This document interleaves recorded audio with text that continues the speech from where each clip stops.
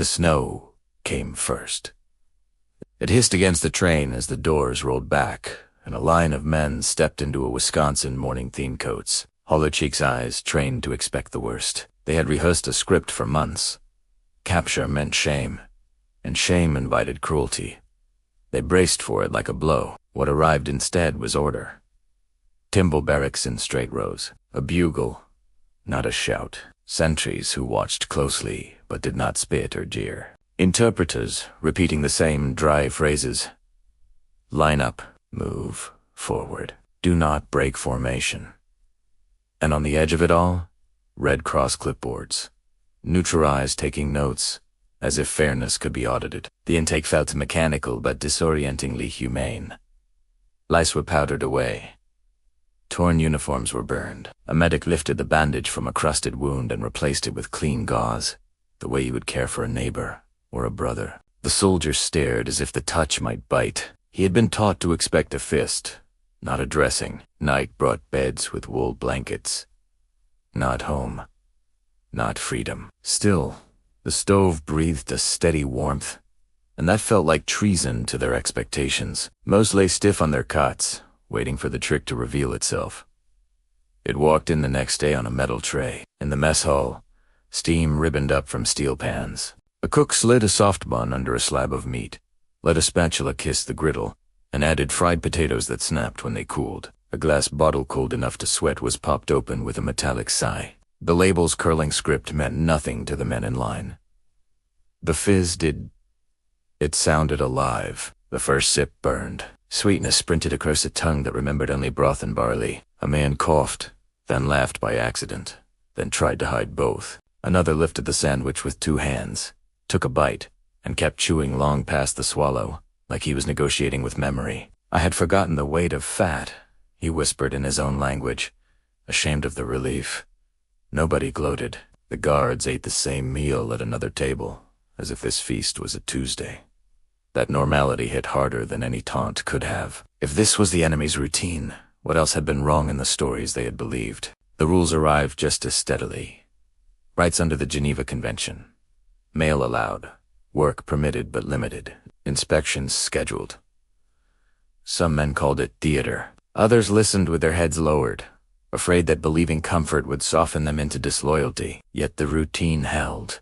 And routine has a way of becoming believable. Work details came with the frost shovel, the road, stack the wood, mend a fence under a sky as pale as tin. It was work that made bodies useful without breaking them. For their hours, they received camp coupons, pieces of paper that could become soap. Paper, tobacco once a chocolate bar that trembled in a man's hand as if it were a relic from a lost religion.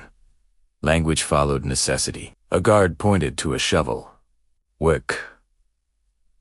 A prisoner tried to sound waku, and the barracks later rippled with quiet laughter as the word mutated into something shared. In an evening class, the teacher wrote family in chalk and asked for a volunteer. A student's soft family cracked the room into smiles.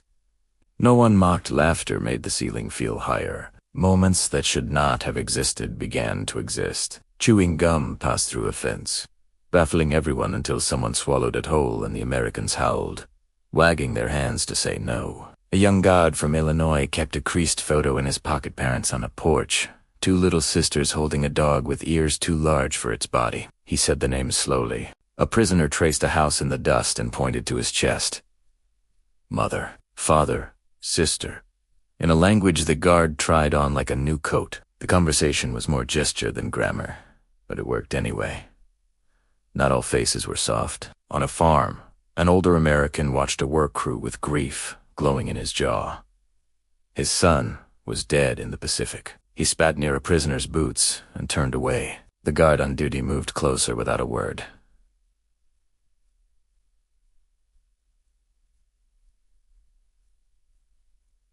Nobody preached. The air itself carried the sermon. Some wounds refused translation. Letters arrived like weather sometimes not. One man opened news from Osaka. Weeds boiled in thin soup. Windows taped against night raids. A child's cough that would not stop. The smell of roast beef drifted from the kitchen that evening. He folded the paper and ate in perfect silence, each bite discussing guilt with hunger. In their bunks, arguments grew careful and hot. "Comfort is a trap," one said. "It fattens us so we forget who we are." "Hunger forgot us first," another answered. "We are alive. What would death prove?" No one won. Belief and gratitude refused to shake hands. Rumors moved faster than trains. Europe shifting. Islands changing names. A word none of them had learned before Atomic rode into the barracks on a guard's newspaper face. Then, one morning, the announcement that did not fit in a room: their country had surrendered. The day kept its schedule anywhere. Roll call, breakfast, work lists posted. The sameness made the defeat real. Some men sat on their blankets until the light failed, not speaking, the silence working on them like a slow tide. Repatriation sounded like a hinge. Names checked, weights recorded, medicals signed, clean uniforms issued with the same plain care as arrival. The gates would open in one direction only toward a coastline and a home remade by fire. Men packed small things that could cross an ocean: a wooden toy carved from a pallet, a single Coke cap, a letter folded thin enough to be memory. On the last week, a group of local children drifted near the wire, curious as sparrows. One girl offered a candy bar through the fence. The prisoner who took it bowed so deeply his breath fogged the steel. He had faced storms and shells and nights when the jungle felt carnivorous. A child's small kindness shook him more than any blast. "How do I hate her?" he asked, no one in particular, in a language the wind could not translate. The ship rode a gray seam between two lives. Men watched the wake braid itself thinner and thought about what to tell the people waiting on the far shore. You could say the enemy fed us. You could say the blankets were warm. You could say a guard carried a photograph like a talisman and that laughter survived between fences. None of it canceled the pain left behind, or the pain sent across the sea. It simply refused to be untrue. They stepped onto a homeland of gap streets that ended in air, kitchens without pots, children who had learned the taste of bitterness. Before sugar, some neighbors saw uniforms with POWs stenciled in their history and looked away. Others gripped their hands too hard, grateful for any man who would come back breathing. In the quiet hours, many chose not to speak about the winter with hamburgers and soda and a routine that ran like a clock. It is hard to confess that mercy can bruise. Years later, a father would pour tea for his son and say, carefully, "I learned something on the wrong side of a fence." He would explain that rules can hold a person together, that food can start a truce inside your chest, that sometimes the hardest burden isn't cruelty, it's kindness you cannot repay. He would not glorify the camp. He would not excuse the war. He would simply tell the truth he carried. Even in the shadow of towers and wire, human beings found each other. If you were there standing in a line, holding a sweating bottle, you could not name what would you have done. Drained it to the last sweet spark.